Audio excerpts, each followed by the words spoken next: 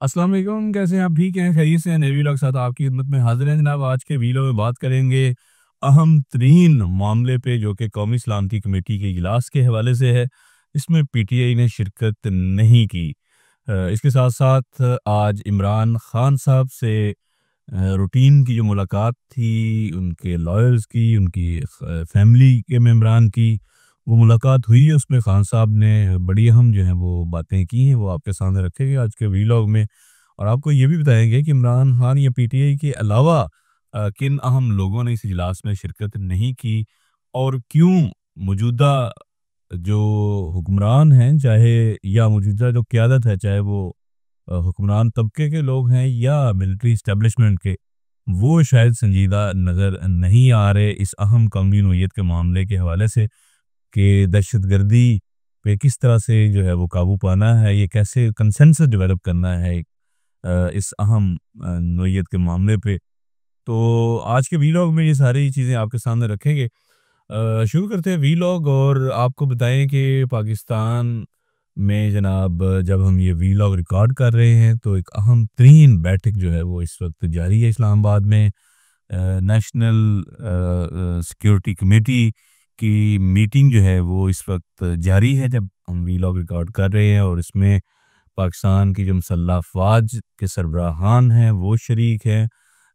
हुकूमत बैठी हुई है अपने एलाइज़ को लेकर, और साथ साथ जो है वो जो इंटेलिजेंस के आपके लोग हैं वो वहाँ पे ब्रीफिंग देंगे कि इस वक्त पाकिस्तान में जो दहशतगर्दी दोबारा जिसने सर उठाया, इसकी क्या वजूहात हैं, क्या चैलेंजेस है पाकिस्तान को, और कैसे इससे निपटा जाए। लेकिन इस अहम नौइयत के कौमी मसले पे पीटीआई जो है वो मंजर से गायब है, और पीटीआई ने बहुत बड़ी जो है वो कोई डिमांड इस हुकूमत के सामने नहीं रखी थी। और ये हुकूमत का फेलियर है ये, कि इस हुकूमत ने कंसेंसस डेवलप करने में ये हुकूमत नाकाम रही। ये चाहते तो पीटीआई इस इजलास में शिरकत कर सकती थी। पीटीआई ने सिर्फ इतनी डिमांड की थी कि हमारी मुलाकात जो है वो हमारे जो सरबराह है पार्टी के इमरान खान साहब, उनसे करवा दें, तो जनाब उसके मुताबिक हम हिदायत लेकर इस अहम कौमी नौइयत के मामले पे बुलाई गई ये कमेटी की मीटिंग, इसमें हम शरीक हो जाएंगे। लेकिन हुकूमत जो है वो इतनी हठधर्म है कि हुकूमत ने इमरान खान साहब से उनके पार्टी के लीडर की मुलाकात नहीं करवाई। और हालांकि आज के रोज़ वैसे ही रूटीन में मुलाकात तय थी ख़ानदान के लोगों की और वकला की, वो मुलाकात हुई भी, और वो मुलाकात 12 बजे के बाद कहीं जाके हुई। तो ये मुलाकात पहले भी हो सकती थी। अगर सियासी जलसों की तारीखें आगे पीछे करवानी हो, इमरान खान साहब को उस पे तरले मिन्नतें करनी हो, तो जनाब अडेला जेल का दरवाज़ा सुबह-सुबह भी खुलवा लिया जाता है। लेकिन इस अहम कौमी नौइयत के मामले पर अडेला जेल का दरवाज़ा जो है वो 12 बजे से पहले खुल सकता था। लेकिन कुछ ऐसे लोग हैं जो इतने हठधर्म हैं, जो इतने ढीठ हैं, इतने ज़िद्दी हैं कि वो नहीं चाहते कि इस अहम नौइयत के कौमी मसले पे भी जो कौमी यकजहती है उसका मुज़ाहरा किया जाए। और उन्हीं की हठधर्मी, उन्हीं की जो है वो ज़िद की वजह से पीटीआई इस इजलास में शरीक नहीं हो सकी। और ऐसे इजलास में जहाँ पे मुल्क की सबसे बड़ी जमात उसकी नुमाइंदगी नहीं है, वो उस इजलास के जो फैसले हैं उनकी क्या वक़्त होगी। ऐसे इजलास में किए गए फैसलों की रत्ती बराबर जो है वो हैसियत नहीं होगी, क्योंकि मुल्क की सबसे बड़ी जमात इस सारे मामलात पे ऑन बोर्ड नहीं है। तो कोई क़यामत नहीं आ जानी थी अगर अडेला जेल का दरवाज़ा 12 बजे भी तो खुला है। अगर 12 बजे की बजाय सुबह 8-9 बजे भी खुल जाता और उन पीटीआई के लोगों की मुलाकात खान साहब से हो जाती, तो यकीनी तौर पे खान साहब ने कोई मना तो नहीं कर देना था कि ना जनाब तुसी नहीं जाना अपना इस मीटिंग वास्ते। ऐसा नहीं होना था। खान साहब ने ज़ाहिर है इजाज़त ही देनी थी अपनी पार्टी के लोगों की कि जाओ भाई। लेकिन कम से कम उनको पार्टी हेड की तरफ से आशीर्वाद मिलती, उनको कॉन्फिडेंस मिलता, और वो फिर आराम से जाके तो उस इजलास में शिरकत करते और अपना पॉइंट ऑफ व्यू वहाँ पे रखते। एक कंसेंसस डेवलप होता, और फिर जो हालिया एक वेव आई है टेररिज्म की, उसको डील करने के लिए एक ब्रॉडर कंसेंसस के साथ जो है वो हिकमत अमली बनती और उन पे उन चीज़ों पे अमल दरामद भी होता। लेकिन पाकिस्तान की कौमी सलामती से जो है वो ज़िद अना जो है वो बढ़ चुकी है इस वक़्त। यही वजह है कि पाकिस्तान इस वक़्त आग और खून में जल रहा है, लेकिन ज़िद अना जो है वो कुछ लोगों की कम होने का नाम नहीं ले रही। पीटीआई को आपने 2-3 साल से आप पीटीआई को फेंटा लगा रहे हैं, लोगों को पकड़-दकड़ कर रहे हैं, जेलों में डाल रहे हैं, केसेस बना रहे हैं, ज़लील कर रहे हैं, कारोबार तबाह कर रहे हैं, घर तबाह कर रहे हैं। पीटीआई के लोगों को उनके अपने प्यारों के जनाज़ों तक में शिरकत की आप इजाज़त नहीं दे रहे। उसके बावजूद अगर आज ये मुलाकात आप करवा देते खान साहब से उनके पार्टी के लोगों की, तो कौन-सी क़यामत आ जानी थी और वो बड़ी आसानी से वो जाते और जाके अपना जो है वो पॉइंट ऑफ व्यू इस सारी मीटिंग में रखते। लेकिन ऐसा नहीं होने दिया गया और उल्टा जो ताने हैं पीडीएम टोले के वो पीटीआई को दे रहे हैं कि जनाब ये कदी इकट्ठे नहीं होंदे किसी हम कौन मसले पे। तो ये सारी ज़िम्मेदारी जो है ये मौजूदा हुक्मरान तबके की है, चाहे वो एस्टेब्लिशमेंट के हैं या इस जाली हुकूमत के हैं। इन पे ये ज़िम्मेदारी आयद होती है पीटीआई की इस इजलास में शिरकत ना करने की, क्योंकि हुकूमत चाहे जाली हो, जैसी भी हो, कठपुतली हो, अर्दली की हुकूमत हो, लेकिन उनका ये काम है, ये उनका फ़र्ज़ है कंसेंसस डेवलप करना, अपोज़िशन की जमातों को लेकर आना, उनको हर तरह से जो है वो फ़ैसिलिटेट करना कि इस तरह के अहम कौमी नोयत के मामले पे तमाम स्टेक होल्डर जो हैं, तमाम पार्टियाँ जो हैं वो इकट्ठी हो जाए। लेकिन ये कंसेंसस ना डेवलप करना, ये बिल्कुल 100% ये नाकामी, नाअहली जो है, हठधर्मी वो हुकूमत की है और हुकूमत के लाने वालों की है, जिस वजह से ये सारे लोग इकट्ठे नहीं हो सके। तो आप यहाँ से अंदाज़ा लगा लें कि पाकिस्तान के अहम ओहदों पे जो इस वक़्त लोग बैठे हैं, जो ताकतवर तरीन ओहदों पे लोग बैठे हैं, वो किस माइंडसेट से चीज़ों को सोचते हैं और देखते हैं कि इतने अहम नौइयत के मामले पर भी कंसेंसस डेवलप नहीं होने दिया गया। वगरना ये मुश्किल नहीं था। जैसे मैंने कहा कि मीटिंग तो फिर भी हो गई इमरान खान साहब से, उनके रिश्तेदारों की, वकीलों की, लेकिन वो मीटिंग 12 बजे के बाद हुई है। वो मीटिंग पहले भी हो सकती थी, इनके लीडरों की मुलाकात पहले भी करवाई जा सकती थी। लेकिन किसी जलसे की, जैसे मैंने कहा, तारीख बदलवानी हो तो तब अडयाला जेल का दरवाज़ा सुबह 6 बजे खोल लेते हैं, 5 बजे खोल लेते हैं। लेकिन इस अहम नौइयत के कौमी मसले पे दरवाज़ा नहीं खुलवाया गया अडयाला जेल का।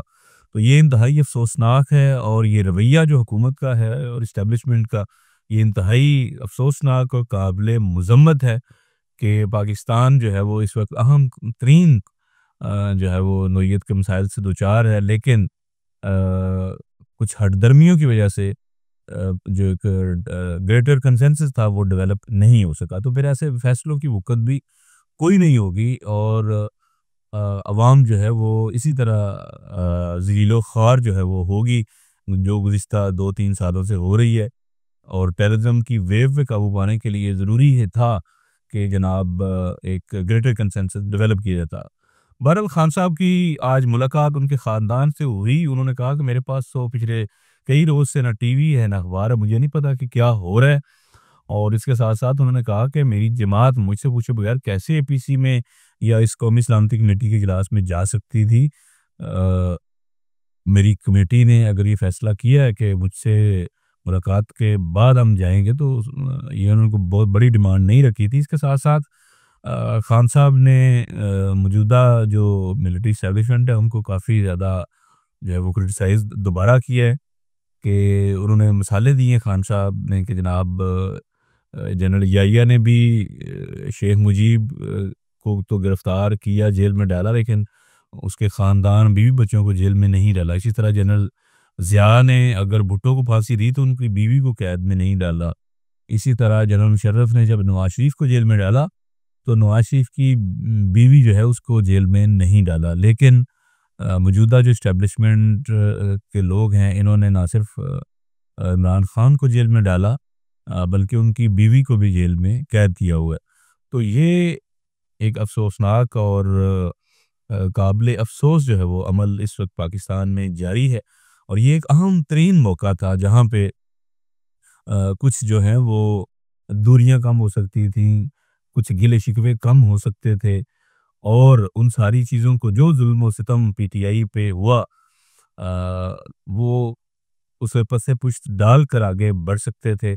उनको ऑन बोर्ड लिया जा सकता था, लेकिन ये जानबूझकर बज़ाहिर नज़र आ रहा है कि ऐसा नहीं किया गया। पीटीआई को आइसोलेट करने की जो है वो कोशिश की गई है। लेकिन पीटीआई क्योंकि पाकिस्तान की मेजॉरिटी की नुमाइंदा जमात है इस वक्त, चाहे कोई किसी को अच्छा लगे या बुरा, लेकिन जो भी हालिया इलेक्शन हुआ उसमें तो यही नताए सामने आए कि पाकिस्तान की मेजॉरिटी को जो रिप्रेजेंट करती है जमात, तो वो पीटीआई के अलावा कोई नहीं है।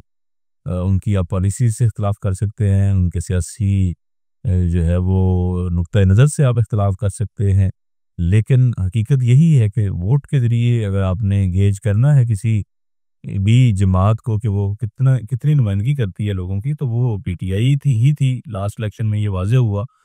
बहरहाल इस इजलास में एक और बड़ी अचंभे की बात ये भी हुई कि नवाज शरीफ साहब जो कि पाकिस्तान के 3 दफ़ा के साबिक़ वज़ीर-ए-आज़म हैं और मुस्लिम लीग नवाज़ के सरबराह हैं, वो भी इस इजलास में शरीक नहीं हुए।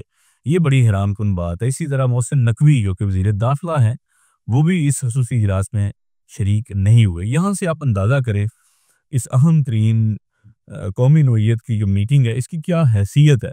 इसको इसकी कितनी सिग्निफिकेंस है बेसिकली, कि जहाँ पे नवाज शरीफ 3 दफ़ा का साबिक़ वज़ीर-ए-आज़म और एक जमात का सरबराह, उस जमात का सरबराह जो कि पंजाब में भी हुकूमत में है और फेडरल में भी उसका भाई जो है वो वज़ीर-ए-आज़म है, लेकिन नवाज शरीफ खुद इस इजलास में शरीक नहीं हुए और वो रायबंद में बैठे अपना जनाब मज़े कर रहे हैं। इसी तरह मोहसिन नकवी वज़ीर दाखिला, अब वो मुल्क से बाहर हैं गुज़िश्ता कई दिन से, अब टिकर चलवाए गए हैं आज के, जनाब वो बीमार हैं और इलाज चल रहा है। आप यहाँ से संजीदगी का अंदाज़ा करें कि अहम तरीन जो ओहदों पे जो लोग लगाए गए हैं, वो कितने नाअहल और निकम्मे हैं या गैर संजीदा हैं कि वो उन्होंने इतनी अहम मीटिंग जो है वो मिस कर दी है। होना तो ये चाहिए था कि जब आप इस तरह की अहम नोयत के मामलात पे इकट्ठे होते हैं, तो आप सारी मसरूफियात अपनी, अपने निजी दौरे, अपनी बीमारियाँ-शुमारियाँ सब भूल-भाल के आप इकट्ठे हो जाते हैं कि चलो यार सारे इकट्ठे होके ज़रा एक ग्रेटर कंसेंसस डेवलप करिए, और ये कंसेंसस डेवलप ना करवाना हुकूमत की नाकामी है। और इससे होगा क्या?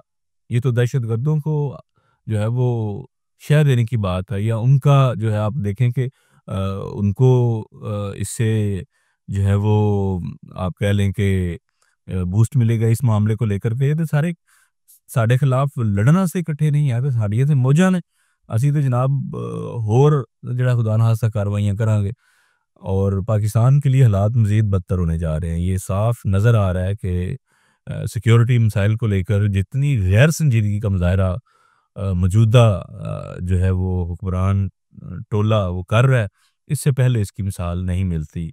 नवाज शरीफ इससे पहले जब ग़ालिबन 2010 या 11 में एक एपीसी हुई थी वज़ीर-ए-आज़म, उसमें यूसुफ गिलानी वज़ीर-ए-आज़म थे और आर्मी चीफ जनरल कियानी थे उस वक़्त। नवाज शरीफ एमएनए भी नहीं थे, लेकिन उसके बावजूद नवाज शरीफ ने उस इजलास में शिरकत की थी, उनको ऑन बोर्ड लिया था। और अफ़सोसनाक कि अब नवाज शरीफ का भाई वज़ीर-ए-आज़म है, बेटी वज़ीर आला है, लेकिन नवाज शरीफ जनाब रायबंद में मज़े कर रहे हैं और इस अहम नोयत के कौमी मसले पे बुलाई गई कौमी सलामती कमेटी के इजलास में शरीक नहीं है। तो ये मैं कहूँगा अफ़सोसनाक सूरत हाल है। इंतहाई जो है वो काबिल मज़म्मत रवैया है मौजूदा हुक्मरानों का, जिनकी वजह से ये कंसेंसस डेवलप नहीं हो सका और पीटीआई इस अहम कौमी नोयत के मामले में शामिल नहीं हो सकी, या आप ये कहें कि जानबूझकर उनको इस मामले में शामिल नहीं किया गया, क्योंकि कुछ लोगों की ज़िद अना जो है वो पाकिस्तान की शायद सालमियत से भी बड़ी है, जिस वजह से पीटीआई जो है वो इस अहम नोयत के कौमी मसले में शामिल नहीं हो सकी। ऐसे जो बैठक के फिर नताइज क्या निकलेंगे और फिर उसका जो है वो आप कह लें कि असर क्या होगा, वो उसको गेज करना या उसका अंदाज़ा लगाना ज़्यादा मुश्किल नहीं है। उम्मीद करते हैं कि अल्लाह करे फिर भी कि कोई बेहतर हिकमत अमली सामने आए, जिस पे अमल दरामद भी हो और पाकिस्तान में ये जो हालिया जो है वो एक वेव उठी है दोबारा खौफ की और दहशतगर्दी की, इस पे काबू पाया जा सके और आम निहत्ते जो पाकिस्तानी हैं उनको बचाया जा सके, ताकि मुल्क में जो है वो अमन कायम हो सके। अगले वीलॉग तक इजाज़त दें। अल्लाह हाफ़िज़।